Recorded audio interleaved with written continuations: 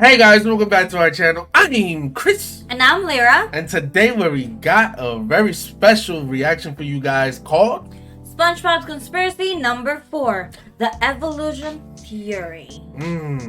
Hey listen, we don't know how the Bikini Bottom became the Bikini Bottom. When sometimes they do be showing fish normally. Yeah. Without talking nothing, right? It's like they've been bombed or nuclear or something happened. I don't know. But what's your evolution theory on this? I don't know, man. It's crazy, like literally random. Like it's not just fish under there. You know, different type of thing. Exactly. They got a freaking squirrel there. Exactly. And I don't know. It's just... Yeah. And last episode, guys, if you didn't see Mrs. Puff theory, it had us rolled up. That was I'm crazy. not gonna lie, it's one of the craziest theories ever. So go check that out. It's easy to find. But Mrs. Puff got a lot of enemies. Yeah. And the crazy thing with it too is that sometimes it feels like she's not living in real life. Like she's very suspicious in every way. She was a con artist. Mm-hmm. She lied about her name.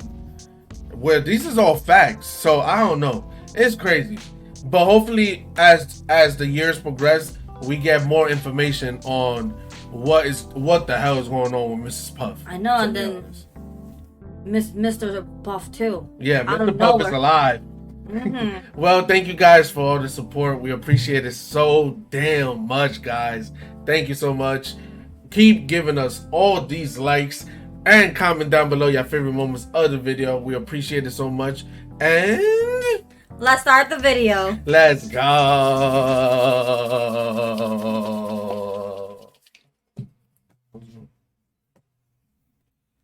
Are the Bikini Bottom citizens the result of nuclear radiation? Are they? Who is Pearl's mother? What is the Krabby Patty's secret formula? These are by far the 3 biggest questions in the show SpongeBob SquarePants, and today I'm going to be answering all 3 of them and more with just one theory. Get ready for the darkest SpongeBob conspiracy you'll ever see. This is the evolution theory. Ooh. We're back with another SpongeBob conspiracy. Yes, Guess sir. I'm the SpongeBob guy now. That's all I make. You guys sure love these SpongeBob theories. Alex. Hey, well, you getting paid, cut. You getting that walla. Bail out with another video. The makers of SpongeBob interfere to put in their own message to brainwash you people. Squilliam.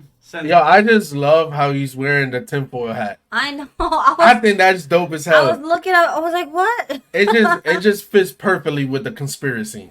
Look at the background. Yo, this guy is amazing. Look at that. All that background, That's all full crazy. with conspiracies and stuff like that. I love the connections. Very well done. But let's continue.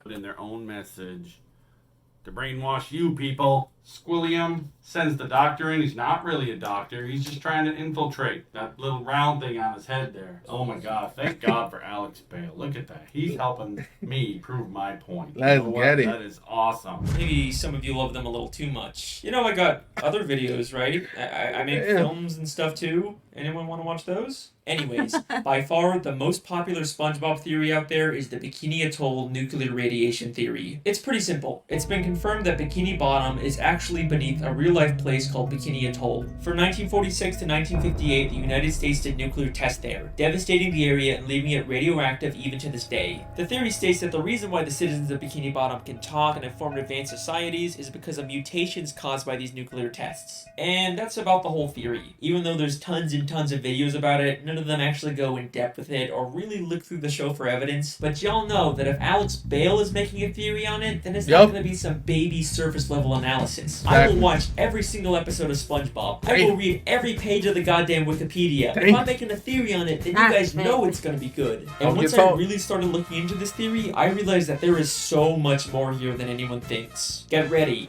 because today we're going to be solving the biggest mysteries in the history of SpongeBob SquarePants and changing the way you look at the entire show. So without further ado, let's begin the theory. Part 1.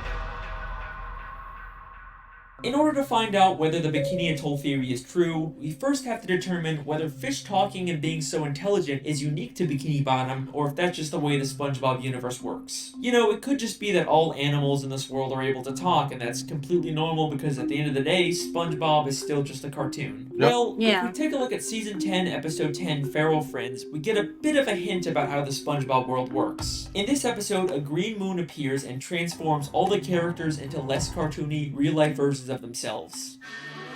Yup. SpongeBob? Patrick? Just like in real life, they can't talk and end up trying to eat each other. The French narrator is watching all this unfold, and he says this very important line. I have been monitoring the behavior of the green moon all day. It is called Neptune's moon. Every 100 years, it de-evolves everyone in Bikini Bottom into primal fish. Every 100 years, it de-evolves everyone in Bikini Bottom into primal fish. So this implies that the characters in Bikini Bottom are more evolved and were once like these primal fish. But this doesn't prove that the evolution only exists in Bikini Bottom. It could still be a worldwide phenomenon. Remember that bonus DVD clip I found in my television theory? It was about humans studying fish in Bikini Bottom because of their intelligence. Land-loving scientists have tried to learn the secrets of intelligence. Their studies led them to the sea, where the citizens of one undersea colony demonstrated a genius so enormous, the scientists felt compelled to record their actions for use in teaching mankind how to live better. This makes it sound an awful lot like the fish in Bikini Bottom actually are uniquely evolved and it's not some worldwide phase. Then, in the SpongeBob 20-year anniversary special, SpongeBob's Big Birthday Blowout, we get a major piece of evidence for this theory. What is it? SpongeBob and Patrick take a tour of the surface world and eventually go to a fish store and see some very realistic, less evolved fish. What kind of monsters would want to keep fish folk in jail like this? They're so beautiful. They can't talk back to SpongeBob and Patrick, and they're actually able to swim freely through the water instead of being affected by gravity. They are clearly showing us that both evolved and primitive fish exist in this universe at the same time. Now, sometimes we've seen Bikini Bottom characters represented as realistic fish like this, but only when they're out of water, never while they're still in water like these fish. We even see this again in the beginning of the third SpongeBob movie, Sponge on the Run. The movie opens with a coral reef full of these realistic primal fish, but eventually we get to Bikini Bottom where the more evolved fish live. So there you go, direct proof that the citizens of Bikini Bottom are uniquely evolved. This is a very deliberate... So, if it's really a nuclear, that means that whoever got in between the nuclear, they're the only ones that turn into like real life fish that could talk and stuff like that. Probably. So whoever got hit by the nuclear is the ones that I feel like it's like evolved just a part, like that, right? Mm-hmm. And then everybody else just became just stayed normally. It makes sense though. It makes sense if they really going like that. Yeah, it does. building choice for the creators to make. So I guess that kind of confirms the Bikini Atoll theory. Theory confirmed. We did it. Woo! Let's get it. Let's hold on for a second. As What? much as I'd love to call this theory complete, there's actually one major piece of evidence that gives me some resistance. Something I've never seen anyone else bring up when talking about this theory. Tell me, man. Prehistoric Bikini Bottom. Oh yes. We've seen episodes like UGG or SB129 that show Bikini Bottom millions of years in the past, but we still see evolved versions of SpongeBob and Patrick. Sure, they may not be super intelligent or advanced, but they're still clearly way more evolved than the primitive, realistic versions we see in Feral Friends or in the fish store. So, how are we seeing these evolutions millions of years before the Bikini Atoll tests? Well, unfortunately, I think the only conclusion is that the Bikini Atoll theory just isn't true. I mean, clearly something has caused Bikini Bottom citizens to be uniquely evolved, there's no denying that. But whatever caused it took place millions of years ago and couldn't have been the Bikini Atoll nuclear tests. Then, what really caused the evolution? In the entire show, the only thing we've seen that directly affects the evolution of characters is the Green Moon and Feral Friends. Except the French narrator specifically calls it Neptune's moon. It is called Neptune's moon. Named after the ruler of the seven seas, King Neptune. King Neptune is a character who's been around since the beginning of the sea. He's a character who the Bikini Bottom citizens view as their god. And he's a character who has the ability to change fish into other forms. What the? King Neptune used his magic to turn the fish of the sea into more evolved subjects for him to rule over. He's the one who's been behind it all this time. Now, I could spend this entire video talking about King Neptune and his weird continuity and contradictions in the show, but I'll save that for another theory. What I'd much rather talk about are the implications of having evolved and primitive fish coexisting in the sea. Now, we know that this evolution isn't specific to just Bikini Bottom. We've seen different cities and places far across the ocean that still have talking fish, which makes sense because the marine life in Bikini Bottom has evolved to resemble humans, so it's no surprise that just like humans, they've expanded beyond Bikini Bottom and colonized other areas of the sea. Exactly. But now, I have an interesting question for you. What is the relationship between evolved fish and primitive unevolved fish? Well, they probably just peacefully coexist in the sea without bothering each other. You know, just like real-life humans and animals. I don't think so. Or Wait a second. I don't.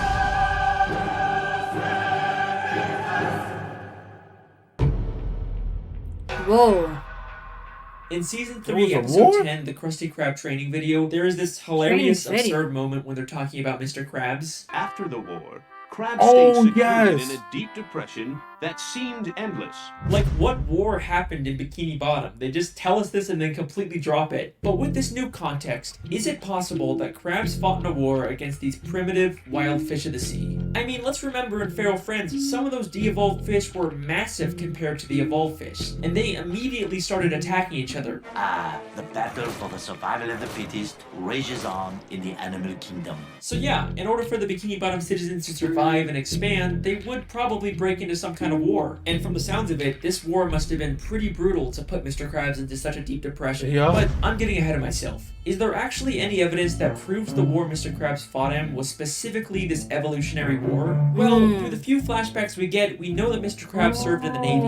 And yes, they were sailing ships on an ocean, even though they're already underwater. This is actually a real-life phenomenon where certain parts of the sea can have a higher level of salinity. Yup, I was gonna say it makes sense now, cause there's a ocean and they have a lake in the ocean, in the water. You never seen that? Yeah, I saw. So it makes sense that he's actually going on the ship.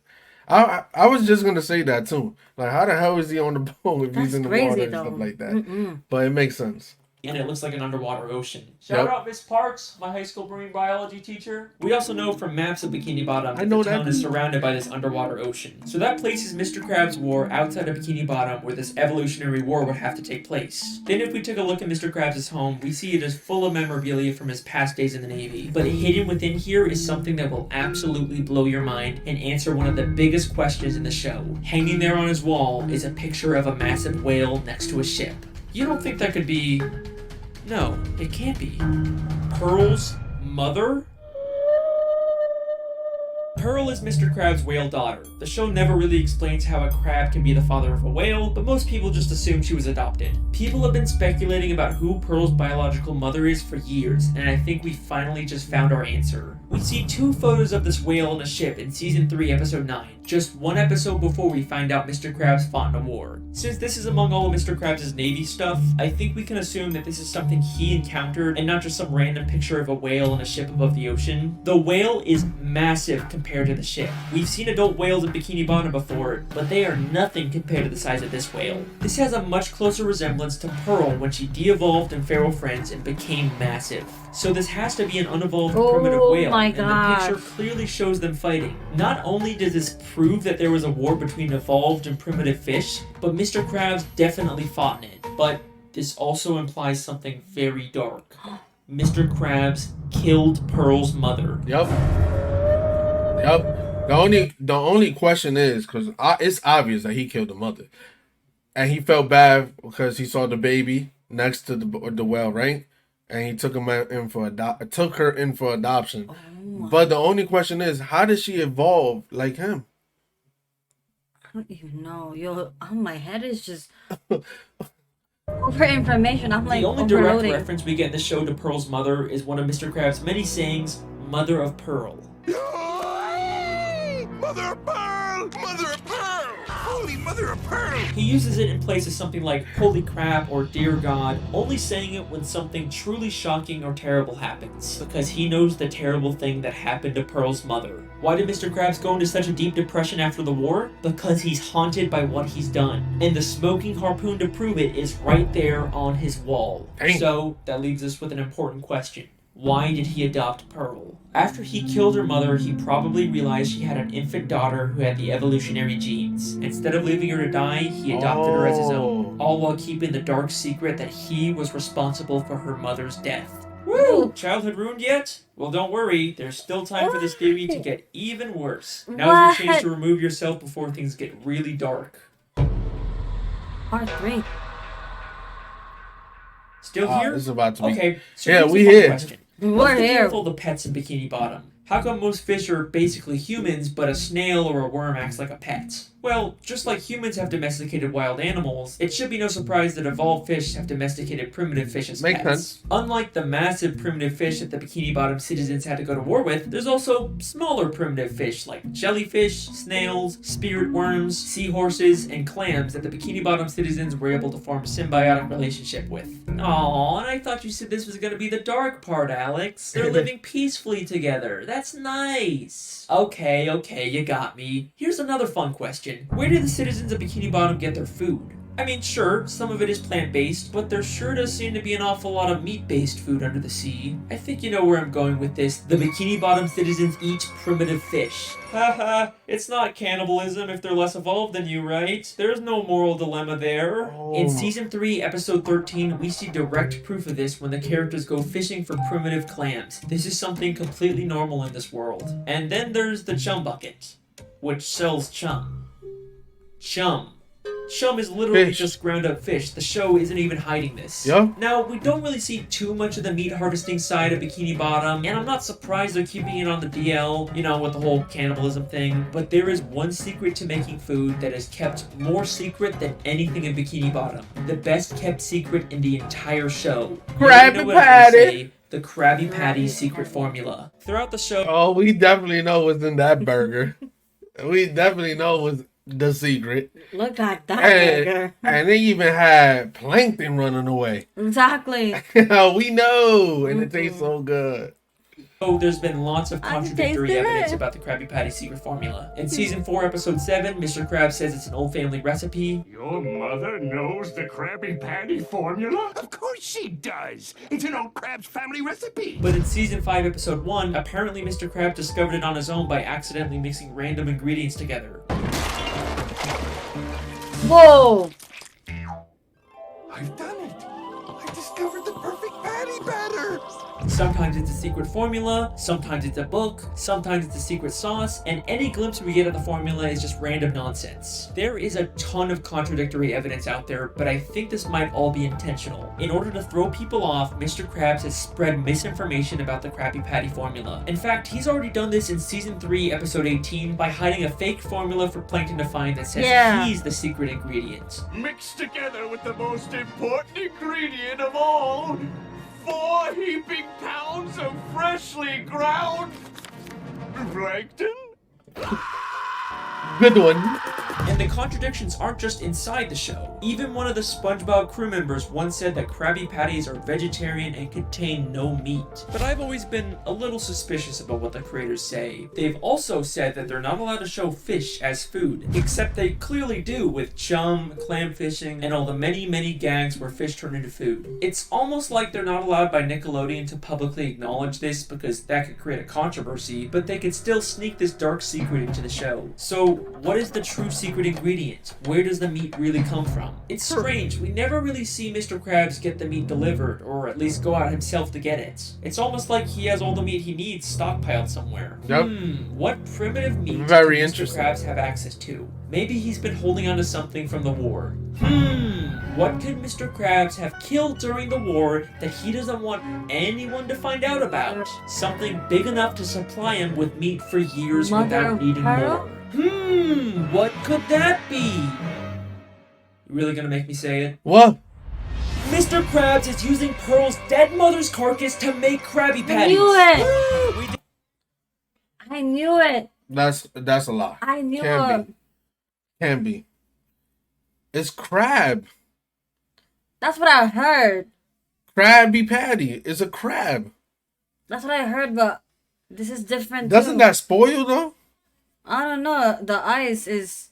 Oh yeah. It's How long you frozen. can keep? How long you can keep it well in the frozen for that long? Though? I don't know. It's been 20 years. I don't know. That's crazy though. I thought it would be crab. For real, I thought it would be a crab, but A lot of his friends.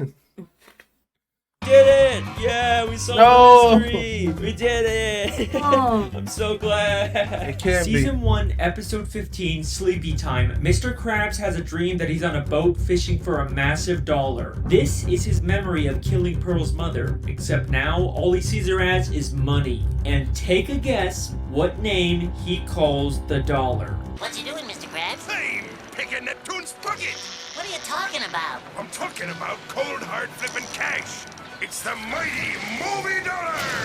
Moby Dollar. A direct reference to Moby Dick, a story about hunting a whale. Are you kidding me? And that is the evolution theory. I warned you guys this would be a dark one. The Bikini Atoll theory, King Neptune, Pearl's mother, the Krabby Patty formula, we hit everything in this theory. What? Even if you don't agree with all of it, you gotta admit a lot of this makes sense. Eugene Krabs' aspirations for money and greed have caused him to do terrible, terrible things. At least his love for Pearl seems to be real, so maybe there's some small amount of good in him. And Are even you though sure Pearl's about mother that? probably provides tons of meat, eventually he's gonna run out and he'll have to face what he's done. Well, unless of course there's another whale he has access to. No. No. No. No. Mr. Krabs wouldn't do that. He loves Pearl. He's not just raising her for Krabby Patty meat. Even Mr. Krabs isn't that much of a monster. From every side I've ever seen to the sweetest sound I've heard, I'd gladly give up everything for all the money that I've earned. Huh. Well, Run away. alrighty then, that's the end of that theory. Just gonna end it here before there's any more dark plot twists. You guys have been insanely supportive with these SpongeBob theories, so I guess I have to make more. I've been your host, Alex Bale. Thanks for watching. Hey, thank you. Thank you very much for blowing our minds.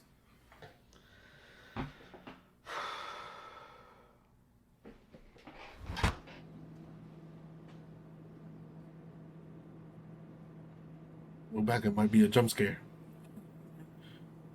Don't do this to me. It's like we're looking at a movie right now. Hey, just want to let you know that I think I'm gonna take a break from the SpongeBob videos for a little bit. It's not you.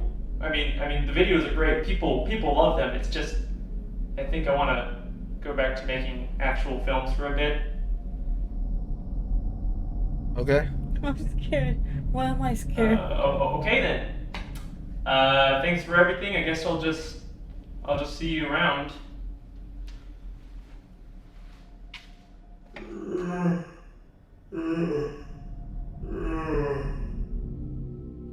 What is this? When I found you were unnoticed and unloved. But now you have millions of views. You have sponsors. Why would you forsake them? I just, I don't want to really make these videos forever. I don't want to be known as the SpongeBob guy. It is wild. My boy, you really think they will care about your little films? I am your muse. I have given you the gift of knowledge. If you wish to go back to anonymity, then be my guest.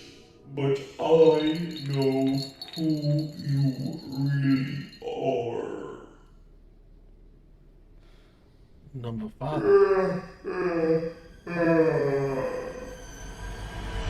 He's dropping clues. Yo, that was scary. Wow. Now I'm pretty excited to go to number 5. Listen, let me tell you. Oh, man.